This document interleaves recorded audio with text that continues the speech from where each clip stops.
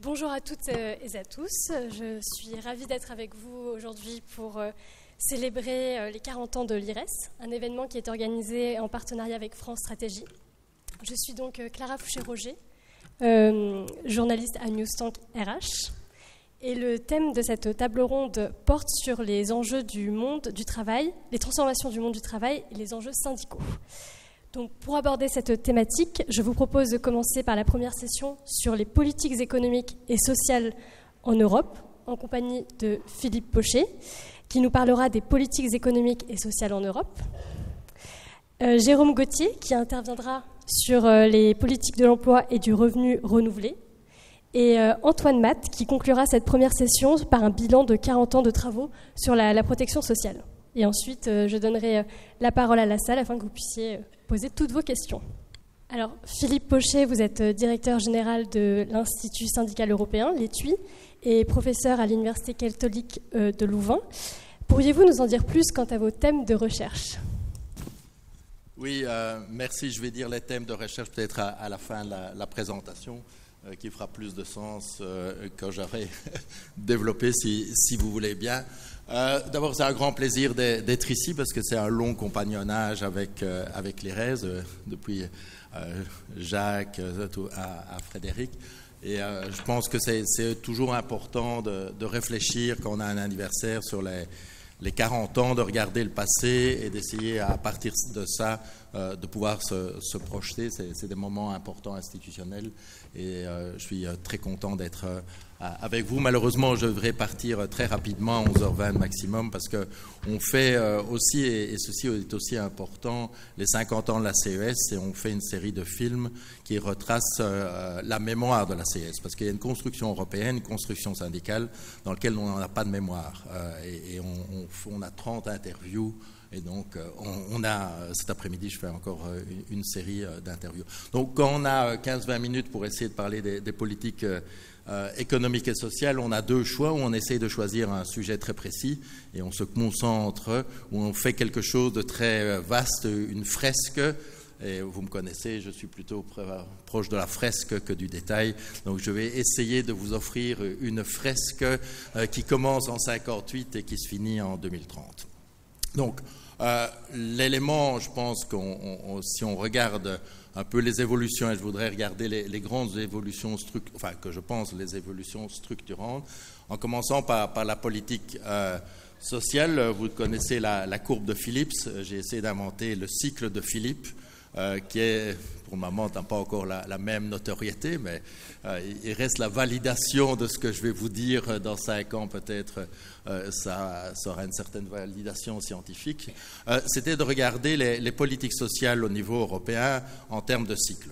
Et si on regarde, il y a des cycles d'environ 12-14 ans, 58, 72, 72, 85, 85 jusqu'à 2000, 2000 jusqu'à 2015 et maintenant. Et c'est quoi ces cycles? C'est généralement qu'il y a une montée de politique sociale, une tentative de faire quelque chose au niveau européen, 72, 73, premier programme d'action, et puis ça décroît, pour la belge, j'ai que des chiffres à la française, 79, quand on a le moment néolibéral, Thatcher et Reagan. Et on peut refaire ça dans tous les cycles. Alors, qu'est-ce que je tire de ma théorie des cycles qu'on peut mettre de façon différente? C'est que quand on regarde, on s'interroge sur les politiques sociales européennes, c'est très difficile de faire une sorte de constante et de dire on est là, ça va continuer dans le même sens. Généralement, ça continue et puis d'un coup, ça s'effondre.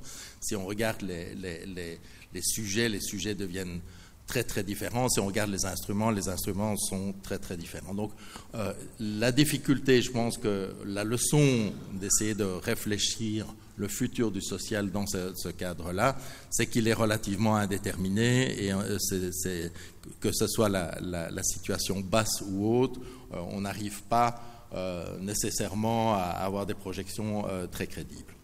Donc, ce qui se passe maintenant ne garantit pas que ça va continuer de la même façon. Si on regarde au niveau économique, il y a deux éléments quand même qui sont structurants. C'est le marché intérieur et l'union monétaire. Je pense que ces deux éléments, on pourrait ajouter les éléments externes de globalisation, mais là je dépasse mes 20 minutes, donc on garde ça en dehors. C'est les deux éléments, c'est le marché intérieur qui fait maintenant 30 ans d'existence, hein, ça a été le premier moment, et l'union monétaire. Alors, qu'est-ce qui est de différent entre les deux? C'est le marché intérieur est finalement réalisé, et l'union monétaire est toujours en recherche de stabilité. Et ça donne la dynamique actuelle d'une union monétaire imparfaite dans lequel l'élément de solidarité manque, l'élément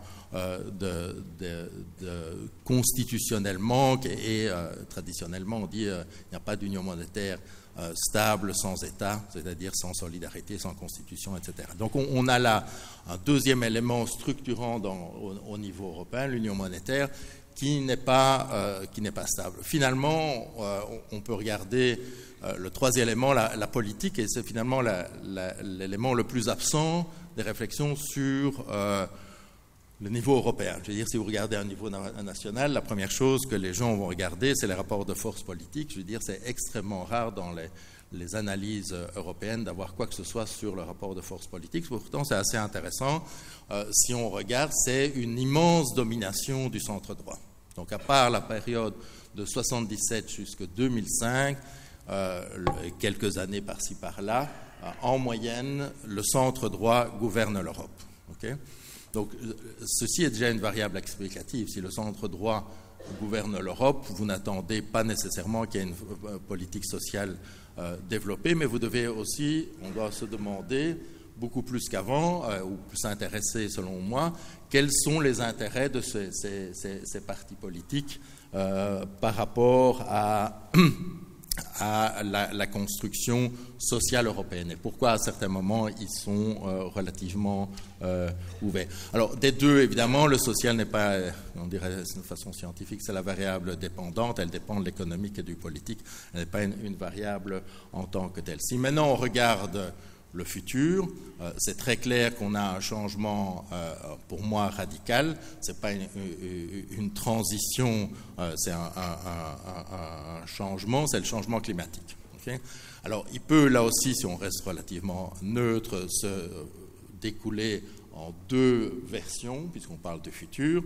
Une version faible, ce que j'ai appelé les embouteillages en voiture électrique, c'est-à-dire on change un peu de la technologie, mais on reste dans un même modèle, ou une mobilité partagée.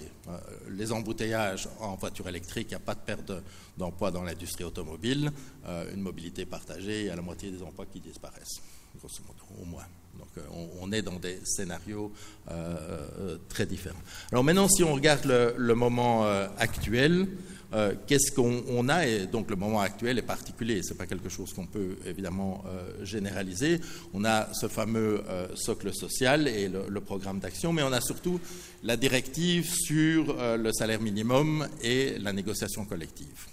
Et ça, pour moi, c'est quelque chose qui est exceptionnel et qui a un changement assez radical au niveau européen, qui est aussi un changement de la façon dont les acteurs sont perçus. Alors, il y a 15 ans, durant la précédente crise, un fonctionnaire a oublié, dans un rapport de la DG ECFIN, a oublié un papier interne, et page 142 d'un des papiers, il est marqué ce qu'étaient les réformes structurelles. C'est ce que je montre ça à mes étudiants, à chaque fois que je le lis, ça m'étonne toujours, parce que ce n'est pas censé être publié. C'est clairement réduire la force de la négociation collective, affaiblir les syndicats. Vous avez toute une série d'éléments. Si vous prenez terme à terme ce qui est marqué dans ce document et ce papier qui n'aurait jamais dû sortir de la photocopieuse, mais qui est là, ce qui se passe maintenant, c'est radicalement différent. Et le radicalement différent porte en particulier sur le rôle des syndicats et l'analyse globale de la situation. On est passé d'une analyse générale que les syndicats contribuaient finalement à être des rent seekers et étaient des gens qui empêchaient la compétitivité, à une analyse des syndicats qui était, à travers la négociation collective, un élément de réduire les inégalités. Une des rencontres de la CES avec Lagarde leur a dit « mais est-ce que vous ne pouvez pas augmenter les salaires ?» Bon, c'est difficile que la CES augmente les salaires, à part leur salaire ou le mien, mais la coordination, c'est un élément complètement différent. Donc on est dans un moment tout à fait intéressant dans lequel les syndicats force de rigidité deviennent syndicats force de, finalement, justice sociale, ce qui, dans leur perception, est évidemment ce qu'ils ont toujours été. Alors, qu'est-ce qu'on a, si on reprend les différents moments, qu'est-ce qu'on a sur la... et je regarde l'heure, c'est pour savoir combien j'ai de minutes. Ok, j'ai encore 4 minutes. Qu'est-ce qu'on a en matière économique?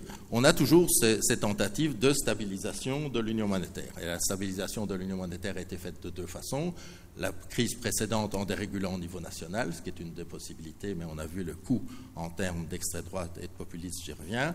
Mais c'est aussi d'essayer de structurer des éléments de solidarité, c'est sûr, et d'avoir un budget européen. Donc je veux dire, on est dans ce moment-là qui est assez classique, qui n'est toujours pas résolu parce que les institutions qui sont créées ne sont pas stabilisées par les traités. C'est-à-dire qu'elles peuvent être défaites par d'autres majorités, mais c'est des institutions qui existent. Le marché intérieur, j'y reviens. Qu'est-ce qu'on a au niveau politique? On a au niveau politique, finalement, une remise en cause des fondamentaux de l'union monétaire, du marché intérieur. On a le Brexit, c'est-à-dire le pays qui était le plus en faveur du marché intérieur qui sort. On a toute une série de questionnements populistes sur le marché intérieur et les risques, le fait que l'Europe ne défend pas, du fait du marché intérieur, les marchés nationaux. Donc ça, c'est la situation maintenant. Alors, qu'est-ce qui pourrait, et c'est maintenant, je termine rapidement sur un agenda plus du futur, on est dans la situation du marché intérieur, d'une défense du marché intérieur.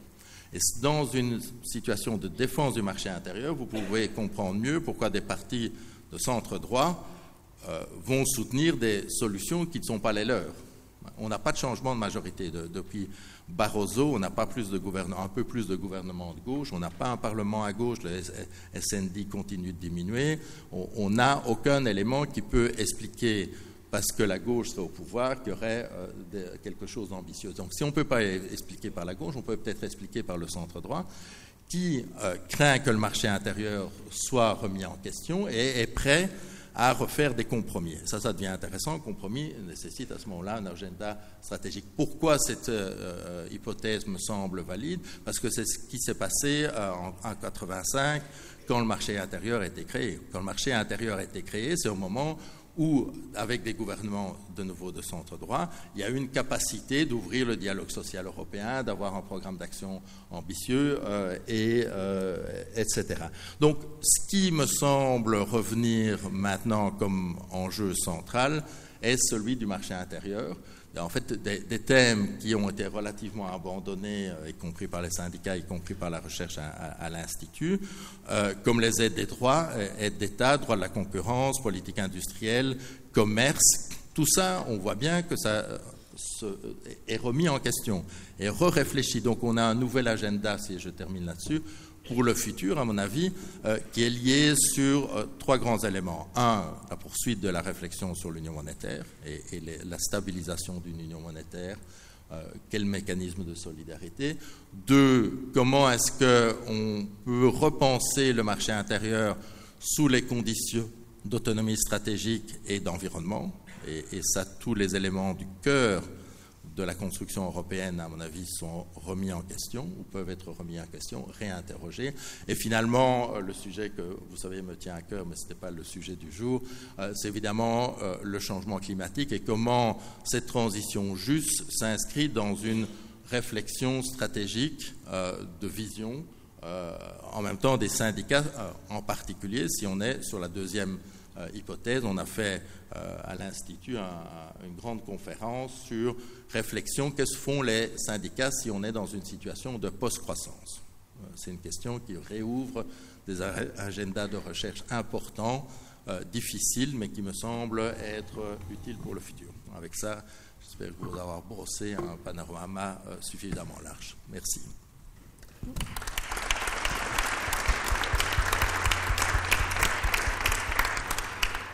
Merci beaucoup Philippe Pochet pour cet exposé sur un sujet très, très vaste et complexe.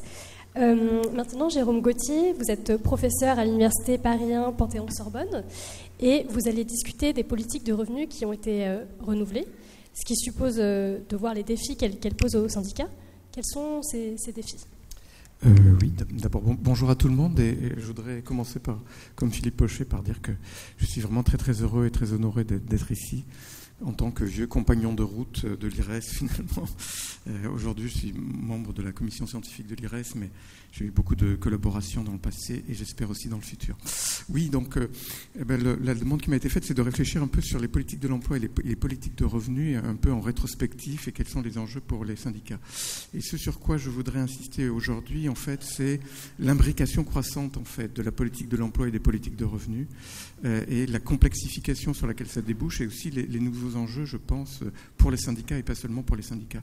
Alors, les politiques de l'emploi, c'est assez facilement repérable, je dirais, bien définies, avec des catégories administratives, politiques bien connues. Il y a à la fois les politiques de l'emploi, de politiques d'accompagnement des demandeurs d'emploi, des politiques ciblées ce qu'on appelle plutôt les politiques du marché du travail, puis il y a les politiques de l'emploi un peu plus macroéconomiques de création d'emplois et surtout d'enrichissement de la croissance en emploi, comme on disait autrefois.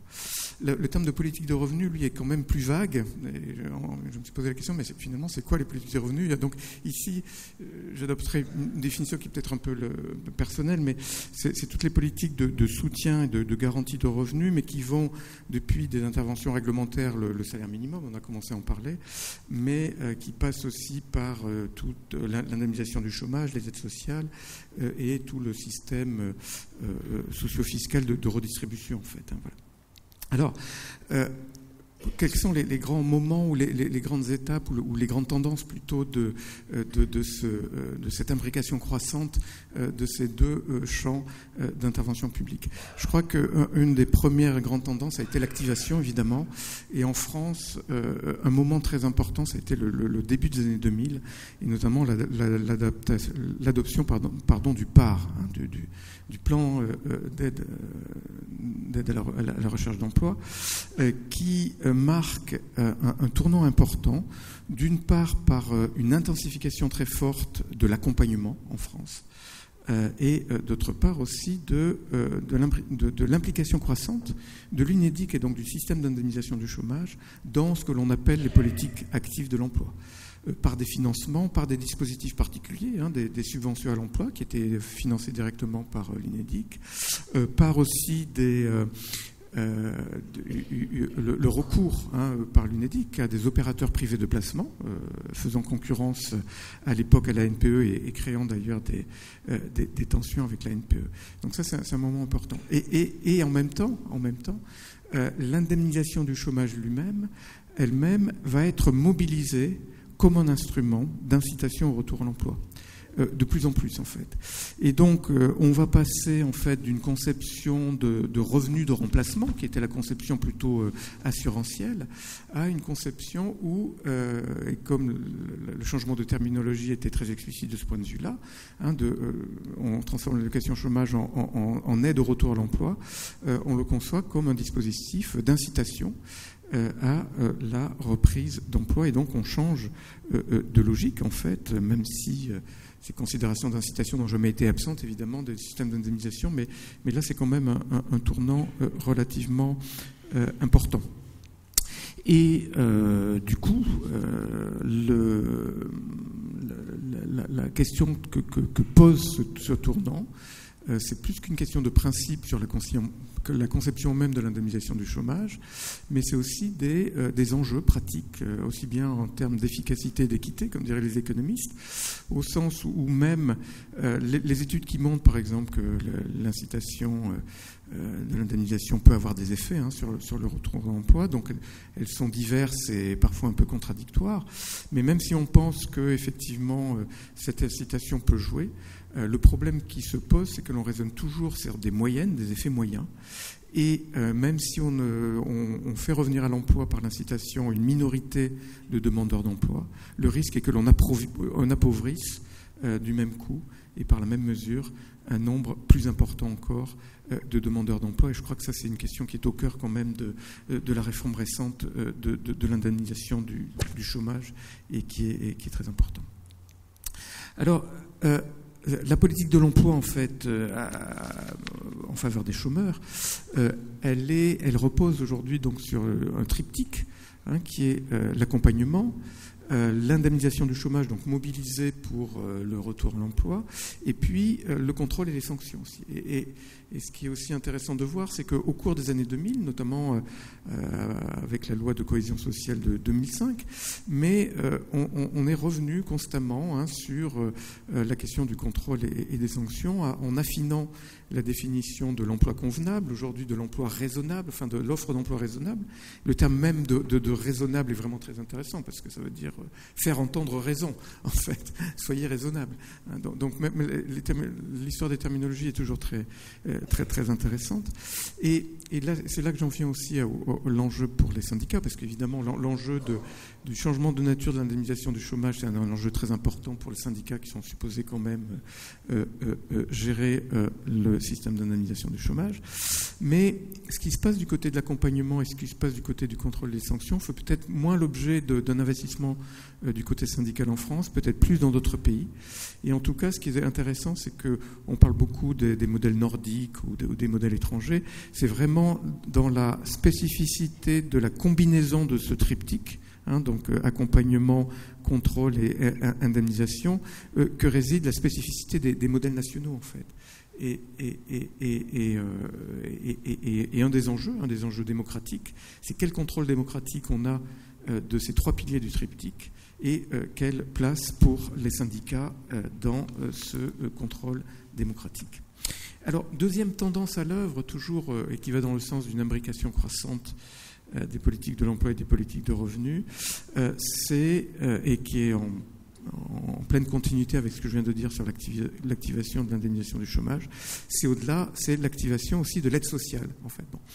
On est dans un pays en France où, de façon traditionnelle, aussi bien dans les représentations que dans les institutions, le champ du social et le champ de l'économique, et plus précisément le champ du social et le champ de l'emploi, étaient séparés, en fait. C'était pas les mêmes ministères, c'était pas les mêmes services, etc. Quand le RMI a été créé, il était clairement dans le champ du social. Et aujourd'hui, on le voit aussi dans la mise en œuvre de certains dispositifs, comme la garantie jeune pour les jeunes, on voit que ces dispositifs essayent de remettre en cause un peu cette différenciation, en mobilisant par exemple les assistants sociaux pour envoyer des jeunes vers des mesures de politique de l'emploi, mais que ça crée aussi des résistances et des difficultés de mise en œuvre.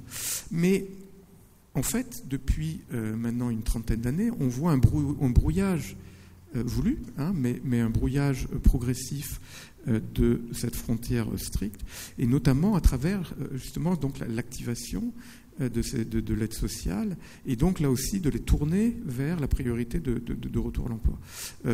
Il y a eu les dispositifs d'intéressement des minima sociaux, le fait que les personnes qui retournaient à l'emploi pouvaient garder une partie de leur allocation. Il y a eu la prime pour l'emploi, maintenant il y a la prime d'activité.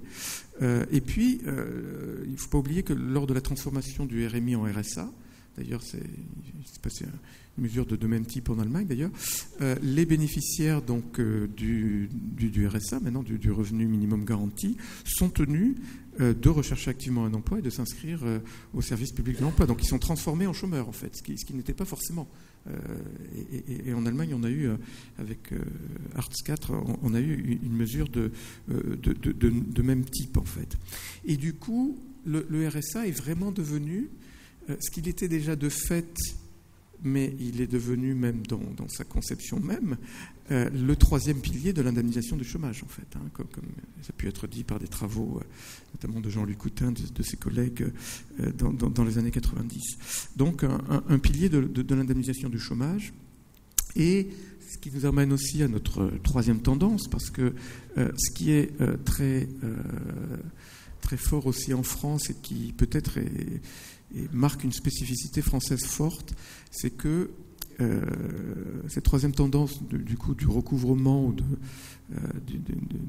de l'imbrication des politiques de revenus et des politiques de l'emploi se marque par une socialisation accrue du revenu des personnes en bas de la hiérarchie des revenus, en fait. Bon. C'est un des indicateurs, évidemment, ou un des symptômes, c'est ce que je viens de dire sur l'usage d'aide sociale conditionnée à l'emploi, que ce soit la prime pour l'emploi ou la prime d'activité, des dispositifs pour aller vite d'impôts négatifs, comme un pot négatif. Mais évidemment, il y a l'autre pan, je dirais, qui est très important aussi, qui est tout ce qui s'est passé du côté des cotisations sociales à travers la politique d'abaissement des cotisations sociales employeurs sur les bas salaires. Alors, c'est intéressant de voir que cette politique, elle a fait l'objet d'un fort consensus en France. Et avant même que les économistes la préconisent, il y avait, je pense, un consensus très fort, politico-administratif, et transversale, je dirais, au bord politique. En dépouillant les archives du Monde, je suis tombé sur un article évoquant un discours de Pierre Mauroy en 1982, où on venait d'augmenter fortement le salaire minimum, enfin fortement de 10%, et Pierre Mauroy disait on va baisser les cotisations sociales employeurs pour compenser cette hausse du salaire minimum. Alors à ma connaissance, après je regardais, mais il n'y a pas eu cette baisse-là. Mais quand arrive la loi quinquennale pour l'emploi en 1993, le consensus est déjà là. Alors que quand on regarde les travaux des économistes, c'est la mobilisation de l'OCDE, elle arrive après, c'est la deuxième moitié des années 90, mais le consensus est déjà là en France, et c'est assez intéressant. Bon.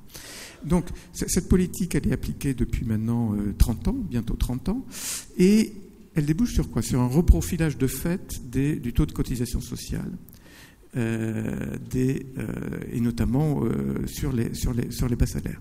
Et donc on sort de la logique assurantielle qui supposait, plus ou moins, mais un taux de cotisation identique dans une logique assurantielle, et qui même qui était doublé du plafonnement des cotisations pour renforcer encore plus le côté assurantiel, puisque les prestations elles-mêmes étaient plafonnées. Donc voilà. Et donc on est sorti progressivement de cette logique par le déplafonnement, mais au nom des politiques de l'emploi, surtout par l'abaissement des cotisations sociales, ce qui fait que la conception même de ce que c'est que l'assurance sociale et que ce que représentaient ces cotisations sociales. C'est intéressant de regarder dans les années la terminologie qui était employée dans les années 50, 60, etc. On parlait du salaire social, on parlait du salaire indirect, on parlait du salaire de remplacement, etc. C'était considéré comme du salaire. Bon. Ce qui est plus du tout le cas aujourd'hui, puisque la notion de charge sociale l'a emporté, cette notion qui apparaît très, très vite en fait. Dès 1947, il y a des premières occurrences dans les discours patronaux du terme de charge sociale, mais aujourd'hui, voilà. Et du coup, on passe d'une logique assurantielle à une logique de solidarité, et donc on socialise aussi au sens où c'est la société qui prend en charge une partie de la rémunération des personnes en bas de la hiérarchie salariale. On la socialise aussi par ce reprofilage des cotisations sociales et par la prise en charge des droits sociaux auxquels ouvrent ces cotisations par l'ensemble des salariés, avec une redistribution des hauts salaires vers les bas salaires. Alors ça, je pense que c'est pas anodin, et que ça suscite beaucoup de débats, et que évidemment le premier débat, c'est la question si on se place du côté des politiques de l'emploi, de l'efficacité. Il y a eu beaucoup d'études sur l'efficacité relative, etc. Mais je voudrais évoquer plutôt d'autres débats, et notamment dans les minutes qui me restent, il me reste encore quelques minutes, notamment la place du salaire minimum, en fait, la place du salaire minimum que cela pose. Pourquoi ? Parce que, justement, le salaire et le revenu, il doit avant tout venir du salaire, et ça, je crois que c'est un enjeu très fort aussi pour les organisations syndicales. Et donc, on est dans dans une situation où de plus en plus on socialise par tous les bouts, je dirais, du côté prélèvement et du côté redistribution, la rémunération des gens qui sont en bas de la hiérarchie, et du coup on vide aussi d'une partie de son rôle le salaire minimum. Et c'est très intéressant de voir en fait comment en France on va au rebours de ce qui se passe actuellement à l'étranger, en fait. Parce que cette question de prise en charge du salaire, des bas salaires par la collectivité, c'est une question très ancienne et qui est au cœur des débats sur le salaire minimum. Si vous prenez l'arrêt de la Cour suprême américaine de 1937, qui change la doctrine de la Cour suprême aux États-Unis, qui jusque-là était opposée, au nom de la Constitution, à l'implantation d'un salaire minimum aux États-Unis. L'argument que donne la Cour suprême, elle dit c'est légitime de vouloir implanter un salaire minimum, même si ça va à l'encontre du je sais plus quel 4e ou 5e amendement sur la liberté contractuelle, auquel elle se référait pour interdire le salaire minimum. Pourquoi ? Parce que sinon, si les salaires sont trop bas, la communauté nationale va être obligée de prendre en charge d'une façon ou d'une autre les personnes dont les salaires sont très bas. Et donc ça, c'est l'argument que donne la Cour suprême. Or, aujourd'hui, dans les débats, on le voit très bien aux États-Unis et au Royaume-Uni. Si au Royaume-Uni, le gouvernement conservateur a décidé d'augmenter très fortement le salaire minimum, c'est pour dire, mais les dispositifs de redistribution d'impôts négatifs nous coûtent très cher, et donc on subventionne des mauvais employeurs qui payent trop bas leurs salariés, et le salaire minimum ne joue pas son rôle. Et en fait, il y a eu une espèce de... On a passé la patate chaude au gouvernement qui est obligé d'entretenir les salariés à bas salaire parce que leur salaire ne leur permettent pas de vivre. Et aux États-Unis, l'argument des collègues américains qui se mobilisent beaucoup là-dessus, c'est des arguments de ce type, c'est de dire, regardez, ils font des calculs et ils disent, voilà ce que coûte McDonald's aux contribuables américains via les dispositifs de redistribution et notamment de Earned Income Tax Credit, de l'impôt négatif, parce que McDonald's accorde des salaires si bas que l'État américain est obligé de compléter ses salaires. Vous voyez, bon.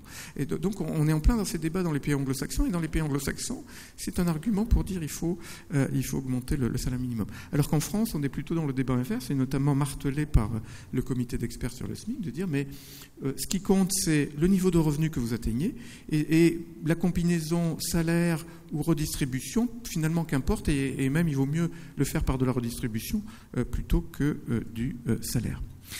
Et donc c'est quand même un débat très important.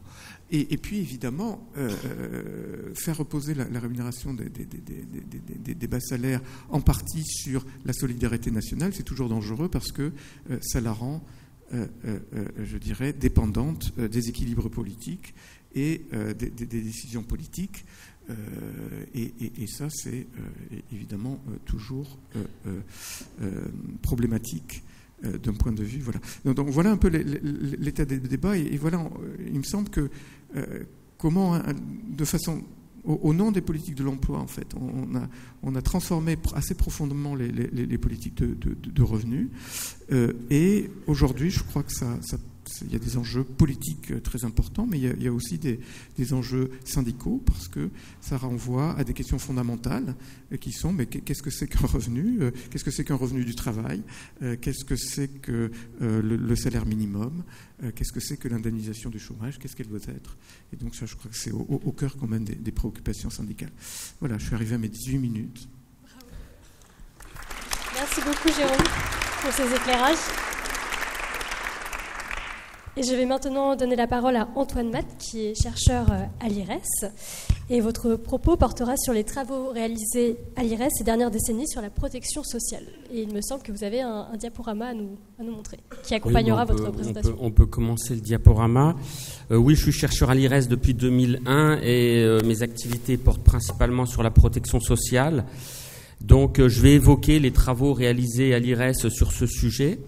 Je vais être un petit peu décalé par rapport aux deux présentations précédentes, car je ne vais pas survoler 4 décennies d'évolution de la protection sociale en France et à l'étranger, qui est un champ, vous savez, très vaste, touffu, qui a connu de nombreux changements.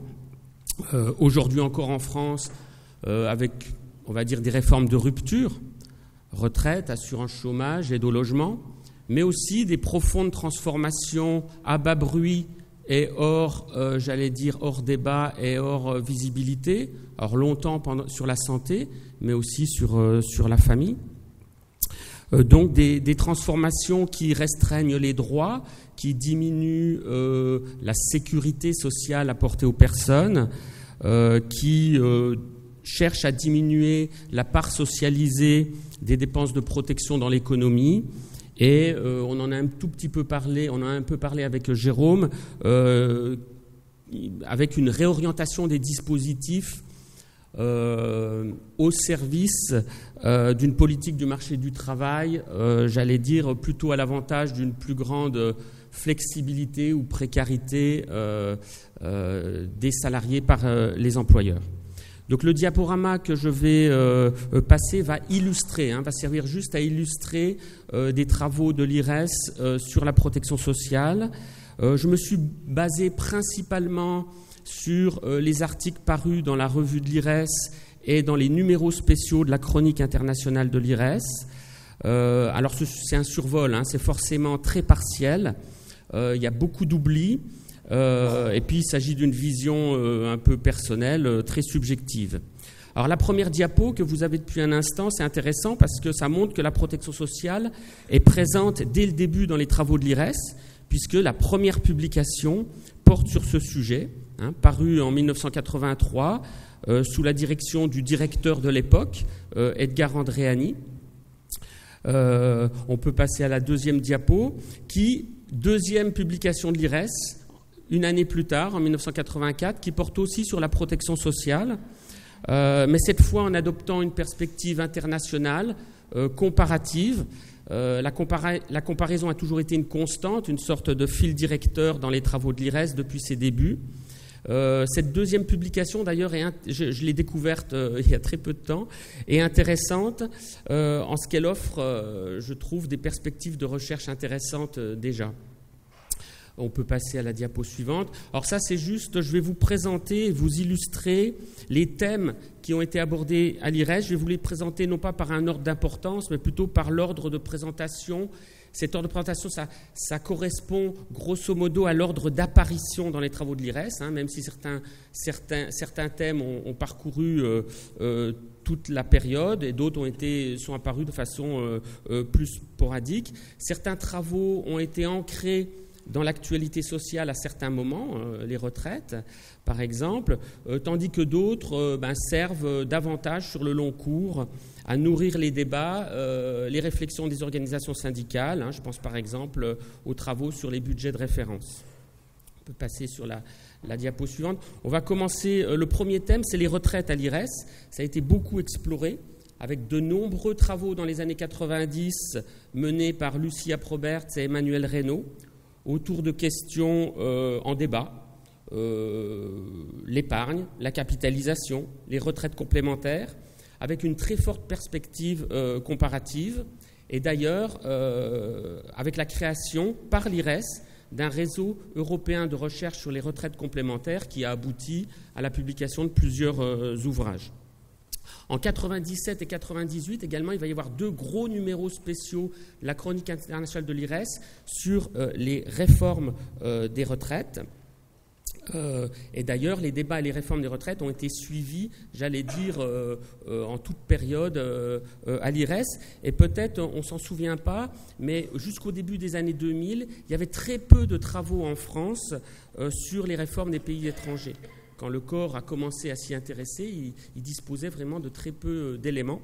Alors depuis, la question a été largement investie, notamment d'ailleurs par le Conseil d'orientation des retraites. Alors il y a d'autres travaux, c'est la diapo suivante. Il y a d'autres travaux sur les retraites qui ont abordé des enjeux qui traversaient les débats de l'époque. Par exemple, l'argument de la démographie pour justifier les réformes, notamment avec Pierre Concialdi, mais aussi la question, encore et toujours, de la capitalisation, avec un certain renouvellement dans les années 2000, avec l'arrivée de nouvelles formes, alternatives ou compléments aux retraites par répartition, substituts au salaire. Je parle de l'épargne salariale ou de l'épargne retraite, avec des chercheurs à l'IRES qui ont travaillé sur ces sujets, comme Catherine Sauvia, Lucia Probert, Jean-Marie Pernaut, Pierre Volovitch, Noélie Delahaye. Et puis également, on a abordé la question du rôle de la construction européenne sur les réformes des retraites au début des années 2000. Peut-être passer à la diapo suivante. Toujours sur les retraites, on a examiné l'impact des réformes sur les montants des pensions, avec des travaux de Pierre Concialdi, d'Antoine Matt, de Samia Benalla et de Michel Husson. Et puis, les réformes un petit peu partout dans les pays reculant l'âge de départ à la retraite. On s'est intéressé aux conséquences de ces réformes sur la transition entre l'emploi et les retraites. Avec, par exemple, un numéro spécial de la Chronique internationale en 2007 qui s'interrogeait sur les conséquences en termes d'insécurisation des parcours des seniors, le problème des fins de carrière. Et on sait qu'aujourd'hui, on sait que cette question est encore plus aiguë dans les débats actuels. Alors la question des retraites a été cependant moins travaillée à l'IRES à partir du milieu des années 2000, parce que je pense d'autres institutions ont largement pris le relais, notamment sur les dimensions comparatives, parce que les chercheurs de l'IRES aussi sont passés à d'autres sujets, et puis peut-être ils avaient l'impression d'avoir fait le tour de la question. On peut passer à... Alors, il y a eu aussi à l'IRES des travaux d'approche transversale avec des chercheurs comme Pierre Concialdi et Christine Daniel, notamment des analyses en termes d'économie politique de la protection sociale, avec sur ce point des contributions de Pierre Concialdi, que je n'ai pas indiqué là, mais d'ailleurs parce qu'elles ont été publiées en dehors de l'IRES. On peut passer à la diapo suivante. Toujours des approches transversales, cette fois-ci sur la question des prélèvements obligatoires, comme on dit maintenant, ou plutôt du financement de la protection sociale, avec des chercheurs comme des travaux de Pierre Concialdi, également de Pierre Volovitch, et puis plus récemment, un rapport que nous avons réalisé dans le cadre de l'agence d'objectifs de la CFE-CGC sur la notion de contributivité. On peut passer. Alors, autre grand sujet qui a été abordé de façon assez tardive et assez discontinue à l'IRES, c'est la question de la santé, du service public de santé, de la protection maladie, notamment avec des contributions de Pierre Volovitch, ou encore en 2014, un numéro spécial de la Chronique internationale sur les systèmes de santé, alors bien mis à mal par les politiques de restriction budgétaire. Toujours sur la santé, on peut signaler plus récemment 2 numéros spéciaux de la revue de l'IRES réalisés avec des laboratoires universitaires. L'un paru en 2017 qui s'intitulait « Crise et réforme aux prises de la santé » avec plusieurs angles. Par exemple, j'en ai mis 2 à l'écran, la question des effets des politiques d'austérité en Europe sur les systèmes de santé. On sait que c'est devenu un peu plus d'actualité récemment. Ou encore les effets des réformes sur les conditions de travail et la santé des travailleurs de l'hôpital. Alors on peut d'ailleurs noter, en général dans la recherche, dans le débat public, mais aussi à l'IRES, un certain basculement du regard vers les soignants, les moyens dont disposent ces travailleurs pour leur activité, l'organisation de leur travail et leurs conditions de travail.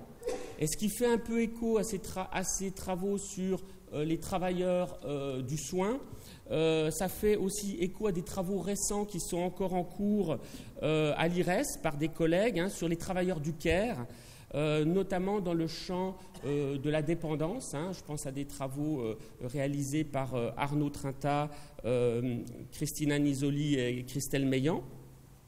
Et puis, on peut quand même noter également, j'ai voulu, parce que sur ces diapos, j'ai fait une énorme sélection. J'ai indiqué un travail récent d'une agence d'objectifs extrêmement intéressant sur les incidences de la crise de l'hôpital et de l'école sur les travailleurs de ces 2 secteurs. On peut passer à la diapo suivante. Et puis l'IRES a, comme tout le monde, été frappé par la pandémie du Covid. Très rapidement, nous nous sommes mobilisés dans une perspective comparative à la façon dont les acteurs sociaux et surtout les acteurs publics avaient réagi. En 2020, année de confinement, avec un numéro spécial de la chronique consacré à la gestion sanitaire par les États. Et en 2021, avec un numéro spécial sur les mesures prises, les mesures budgétaires, notamment le quoi qu'il en coûte, pour faire face aux conséquences économiques et sociales des restrictions. Autre sujet, le chômage, la question de la protection des chômeurs, les réformes de l'assurance chômage ont fait l'objet d'investigations à l'IRES, surtout à partir de la fin des années 90 au début des années 2000, avec notamment Christine Daniel et Carole Tuchirer, ou encore Jacques Fraissinet. On peut aussi noter, j'essaie de le trouver là, en 2008, un numéro spécial, la chronique internationale de l'IRES, un petit peu sous la houlette de Florence Lefresne, qui s'interrogeait aux réformes sur l'indemnisation du chômage et sur les conséquences de ces réformes dans les pays européens notamment. On peut passer également un autre domaine qui a été abordé à l'IRES plus tardivement, c'est la question des dispositifs en direction des familles, prestations familiales, mesures fiscales, congés, modes de garde, on va dire mesures de conciliation, comme on dit. Alors c'est principalement des travaux de MAPOM, souvent des travaux de comparaison, parfois avec Christelle Meillan ou Jeanne Fagnani, qui est arrivée récemment à l'IRES en tant que chercheur associé. Alors sur ces questions de famille, on a également effectué un suivi des évolutions et du rôle de la construction européenne avec des analyses des débats, des recommandations et des nouvelles directives adoptées au niveau de l'Union européenne. On peut passer à la suivante. Il y a aussi des travaux qui ont été menés autour des revenus et des besoins pour nourrir la réflexion et l'action des organisations syndicales notamment, beaucoup sous l'impulsion de Pierre Concialdi, des travaux dès la fin des années 90 sur ce qui était alors une question montante, celle des bas salaires et des travailleurs pauvres, l'emploi et le salaire associé ne suffisant de moins en moins à répondre aux besoins. Également des travaux importants autour des seuils de pauvreté monétaire, autour des inégalités de revenus et des seuils de richesse. Et je vous indique, je vous recommande d'aller dans le dernier numéro de la revue de l'IRES. Il y a des articles, à mon avis, majeurs sur les inégalités, la question des limites aux inégalités et des moyens pour tenter de contenir ces inégalités. Et puis je vais terminer dans ce panorama sans doute incomplet, on peut passer à la diapo suivante, par peut-être des travaux que je trouve extrêmement importants et novateurs sur les budgets de référence ou revenus minimum nécessaires pour pouvoir participer à la vie sociale. Les budgets de référence ont comme originalité d'être fondés sur les besoins et construits à partir d'une démarche participative associant les citoyens, leurs savoirs, leurs expériences, avec des savoirs experts. Et ces travaux, ils aboutissent à déterminer un panier de biens et services qui sont nécessaires pour différentes configurations familiales pour avoir, alors en France ou parfois dans d'autres pays, puisque nous travaillons avec des chercheurs d'autres pays également, pour avoir un niveau de vie minimum décent. Et il constitue une référence importante parce qu'elle ne résulte pas de choix arbitraires ou conventionnels d'experts, qu'on pense au seuil de pauvreté monétaire communément utilisé.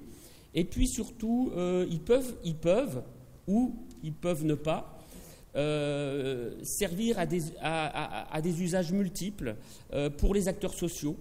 Par exemple, pour revendiquer un living wage, c'est ce qui se passe au Royaume-Uni, c'est-à-dire la fixation du salaire minimum à un niveau, suffisamment décent. Voilà, j'ai fini ce tour d'horizon. J'espère que je n'ai pas été trop long. Je voulais un petit peu aussi, je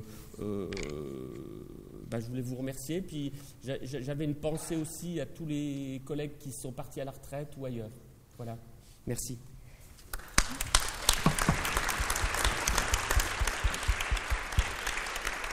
Merci beaucoup Antoine. Et si vous le voulez bien, nous allons maintenant laisser la parole à la salle. Donc, n'hésitez pas à poser vos questions. Nos intervenants sont là pour vous répondre. C'est Michel Donédu, donc je suis un ancien du bureau de l'IRES. Je suis très intéressé toujours par la qualité des travaux, évidemment, qui sont réalisés par l'IRES. Et donc là, j'ai 2 questions à poser. La première s'adressera plutôt à Philippe Pochet. Vous avez dit en conclusion qu'un des grands enjeux de l'Union européenne, c'était, pour lutter contre le changement climatique, de trouver un modèle de post-croissance. Et moi, je me dis que pour lutter contre le changement climatique, il faut beaucoup de planification pour planifier le changement des modes de production et de consommation d'énergie. Et je me pose la question, comment peut-on planifier dans le cadre d'un système où la concurrence est libre et non faussée ? Donc il faudrait revoir tout ça, parce que quand la concurrence est libre et non faussée, ce n'est pas simplement une question économique, c'est aussi une question sociale, parce qu'il y a la concurrence des systèmes sociaux qui est mise en place, voire au sein de chaque nation, la concurrence entre les entreprises avec la décentralisation de la négociation à l'entreprise et la primauté du droit de l'entreprise. Ben voilà, donc première réflexion, est-ce qu'il n'y a pas une globalité à voir dans la réflexion là-dessus ? La deuxième, je la poserai aux 2 autres intervenants, sur la question de la protection sociale, parce qu'en tant que retraité un peu loin maintenant de l'activité syndicale quotidienne dans les entreprises, je suis un peu surpris et même choqué de voir qu'il n'y a pas dans l'opinion la même réaction face à la réforme des retraites et à celle de l'assurance chômage. Et il y a une opposition, la première comme celle de tous les syndicats. Concernant l'assurance chômage, il y a une opposition des syndicats, mais dans l'opinion, ce n'est pas tout à fait le cas. Et pourquoi ? Parce que je pense, cette réforme a été préparée longtemps en amont par tout un discours sur le fait que les entreprises, le problème de l'emploi numéro 1, c'était que les entreprises n'arrivaient pas à pourvoir les emplois qu'elles voulaient créer. Et ça s'est passé dans l'opinion, donc avec peut-être l'idée, c'est la question que je me dis, que finalement les chômeurs profitaient du système plutôt qu'ils n'en étaient des victimes, ce qui n'était pas le cas auparavant. Donc est-ce qu'il n'y a pas aussi une réflexion à avoir sur cette question-là ? Si on veut plus de solidarité, comment analyser cette question et avoir une action qui permette de la dépasser, cette situation ? Merci beaucoup et je vous laisse répondre à ce monsieur. Oui, c'est une question complexe parce que effectivement pour le changement climatique, vous nécessitez en même temps une direction ferme, mais vous nécessitez une démocratie dans laquelle les gens acceptent et donc vous avez 2 temps qui sont incompatibles. Je ne vais pas développer, mais c'est la question la plus difficile parce qu'on doit accepter, c'est-à-dire que ça doit un temps long de la délibération et on a un temps court du changement. Mais sur l'autre point, moi je pense que maintenant, si on regarde ce qui se passe, et c'est assez étonnant, sur le changement climatique, il y a très peu qui a été réfléchi avec le marché intérieur. Or, le marché intérieur est en train de changer complètement. Il y a le règlement sur les batteries, sur le recyclage des batteries, l'économie circulaire qui va complètement changer dans ce secteur-là, les importations des batteries. Hier, la Commission ou aujourd'hui a adopté le CBAM, c'est-à-dire une protection aux frontières. Donc on est là devant un marché intérieur qui va changer radicalement sur 2 éléments, c'est-à-dire que les circuits de production et les chaînes de production vont être plus proches. Et avec ça, vous ne pouvez pas faire quelque chose sur quoi était basé le marché intérieur, c'est-à-dire Alibaba.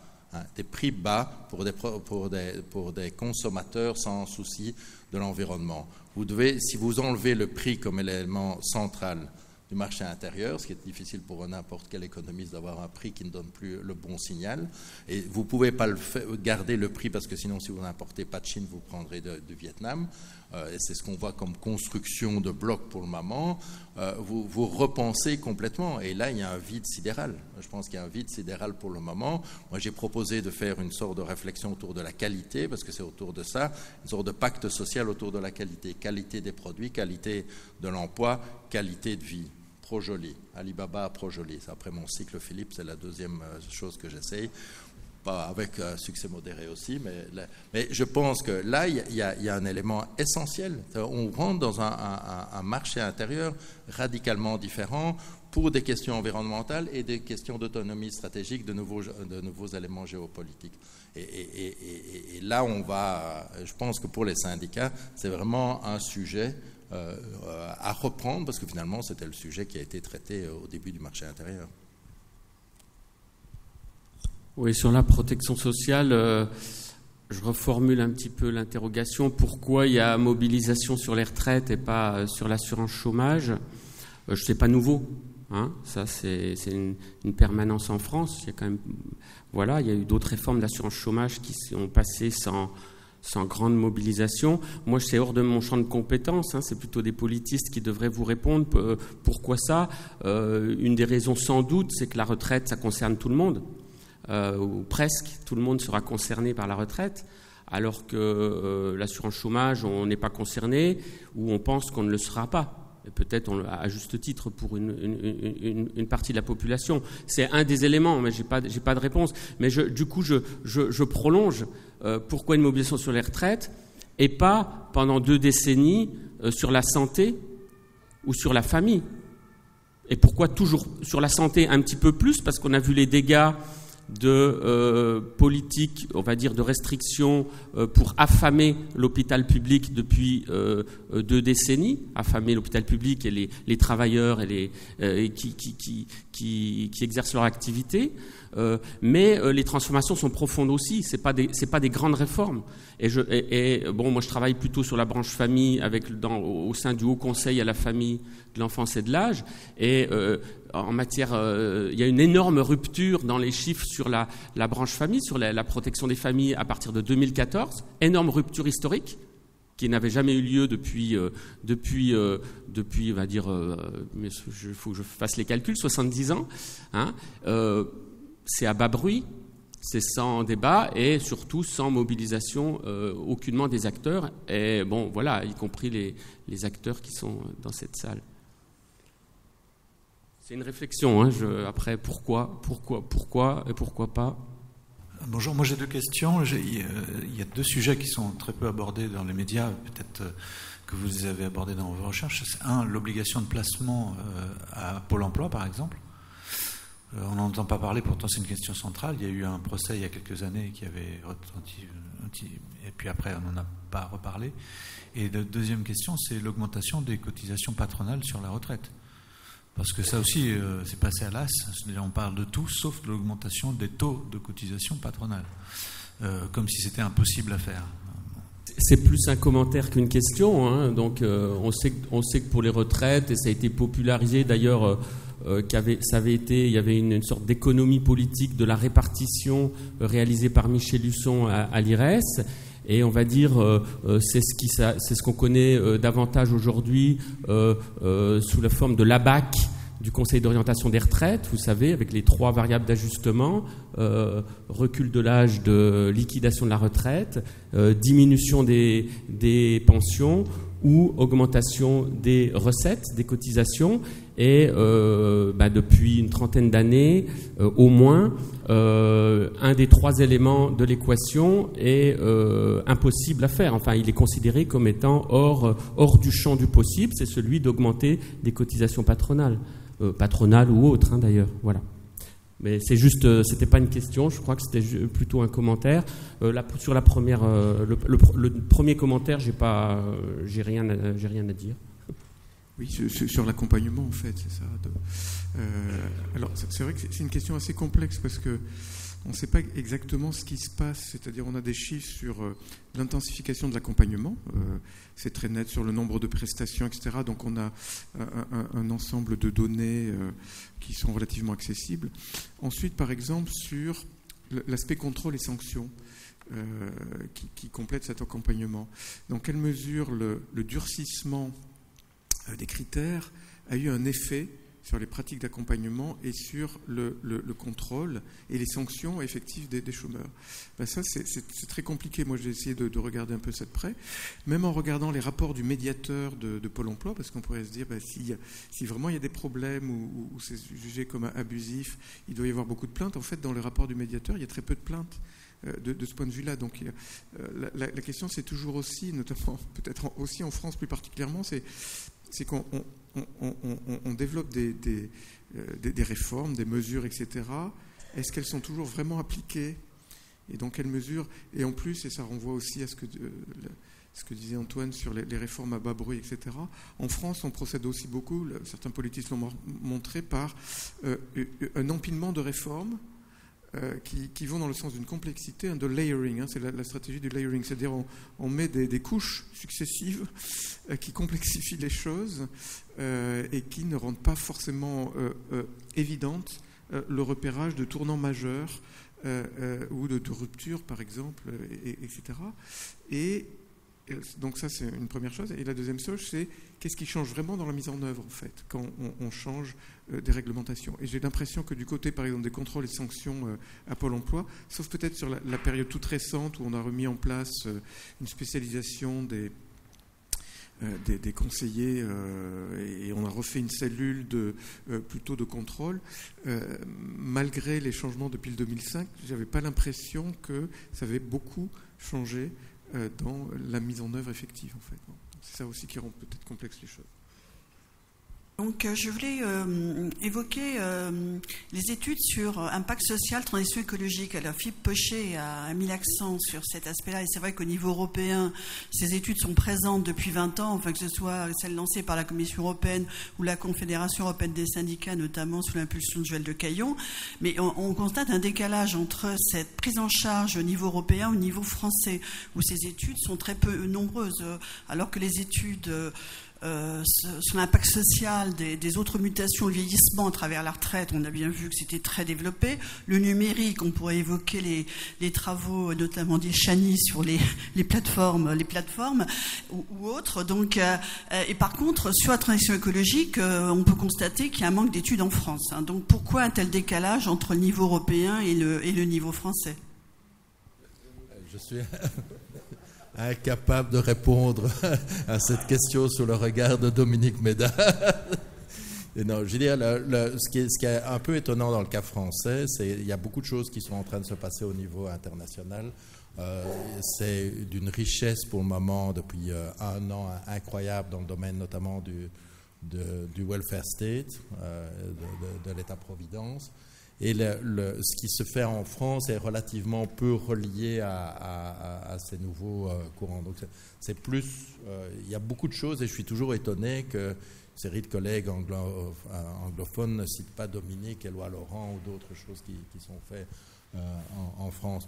Je pense aussi que, je veux dire honnêtement, de passer de politique sociale à politique environnementale est un enjeu intellectuel et d'investissement pour comprendre, c'est-à-dire de passer d'un monde qui est le social à l'environnemental, si vous voulez faire un effort de le comprendre un minimum techniquement et pas faire simplement du discours, c'est un effort exceptionnel de bien comprendre ces enjeux. Je veux dire, et donc c'est aussi de voir ceux qui font le pas, mais ça ne se fait pas facilement. Je veux dire, moi, ça m'a mis presque 10 ans de me dire je suis à l'aise sur les questions environnementales. Moins que sociales, mais environnementales, j'ai une base suffisante pour dire quelque chose qui fait sens. Donc je veux dire, je ne sais pas, peut-être que d'autres peuvent répondre mieux sur l'absence, mais il y a un débat français, je pense que... Pas d'autres questions ? Eh bien, je vous prie d'applaudir nos intervenants.